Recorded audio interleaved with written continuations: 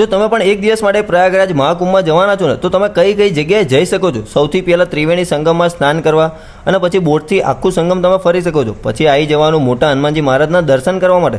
દર્શન કર્યા પછી મંદિરની બાજુમાં જ છે ડિજિટલ મહાકુંભ સેન્ટર, જ્યાં તમે જઈ શકો છો. તમારા રૂવાટા ઊભા થઈ જશે, કેમકે આનાથી પહેલાં તમે આવું કંઈ જોયું જ નહીં હોય.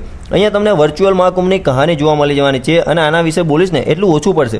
અને આની એન્ટ્રી ફી ફક્ત 50 રૂપિયા છે. અને હવે તમે અખાડા તરફ જશો એટલે તમને અલગ અલગ સાધુ સંતો જોવા મળી જવાના છે. અને સાંજ પડતા તમે પહોંચી જાઓ શિવાલય પાર્ક, જ્યાં તમને 12 જ્યોતિર્લિંગના દર્શન થઈ જશે.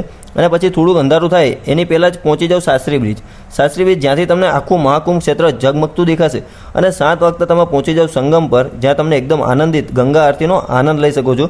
અને 8 વાગતા પહોંચી જાઓ તમે કાલીઘાટ બોટ ક્લબની જોડે, જ્યાં તમને વોટર લેઝર્સ જોવા મળી જવાનું છે. અને આના સિવાય બીજી તમે અરેલ ઘાટ, VIP ઘાટ, આશા સુમેધ ઘાટ, મહાકામેશ્વર અને અલોપી દેવી મંદિર જવાનું ના ભૂલતા.